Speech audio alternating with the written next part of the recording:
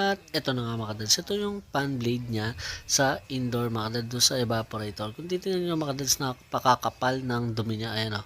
So dito mga kadads, yung kapal na yan mga kadads, ayan po yung dahilan para sa akin mga kadads, kasi sa mga na-experience ko sa LG dual inverter, mga ganyan yung nagiging issue. Kumakapal yung dumi, then ang nangyayari kasi dyan, bumibigat yung fan blade niya, so hindi nagiging balance yung ikot niya at nagkakos siya ng noise or ingay mga kadads na hindi ka aya-aya. So, masusubukan natin yun mamaya mga kadads pag nalinis siya, tapos ibabalik natin.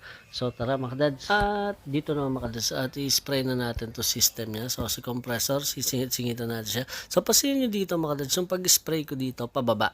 So, kung titingnan nyo mabuti yung video natin, makikita mo na yung itim na parts niya, pag dinaanan natin ng spray, ay pumuputi siya. Saka yung dumi talaga mga kadads, bagsak talaga agad doon sa baba. Tingnan nyo yung sa kaha niya makadad sa baba. Nakikita nyo na bubong nahuhulog doon sa baba yung dumi niya. So unlike kasi pag ni-spray mo siya sa diretso, yung dumi papasok pa sa loob bago lumabas sa likod mga kadads. Kaya maganda talaga, spray mo muna siya ng pababa na ganito. Ay mga kadads, so tingnan mo na nahuhulog talaga yung dumi. Then ayan, so pagkatapos nun mga kadads, syempre spray mo din siya sa likod. So papakita ko lang yung difference na, ayun, nakita nyo ba na may lumalabas pang dumi kahit na na-spray na siya. Then same dito sa evaporator. Ayan, yung evaporator niya, ganun din, spray natin. Makikita mo yung part siya dito sa bandang kaliwa sa video natin na iba yung kulay niya, medyo dark siya dito, light pa siya dito sa na-spray natin. So, ganyan po yung dapat ng kulay niya mga dads. So, mas maganda, mas silver pa dyan pag bagong-bago mga dads. So, itong aircon ni na ma'am ay 9 months pa lang. So, first time niyang malinis talaga mga dads. Ayan. So, pag-spray mga dads, diretso lang, kahit napakalakas ng spray na gamit natin, ay dapat diretso lang at sigurado ko sa inyo mga dads na hindi UUP ang mga cooling pin nyo. So mga dads, kung bago ka lamang sa akin channel, huwag mo kalimutan mag-subscribe at i-like ang ating video. So tara!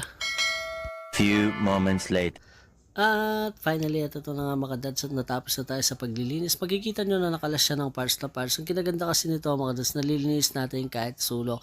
So doon sa part 1 natin na video, pinakita natin doon kung paano siya kalasin. Dito naman sa video nito mga dads, ipapakita ko kung paano natin siya buuin ng step by step. So tara na mga dads, balatan na natin. Let's go!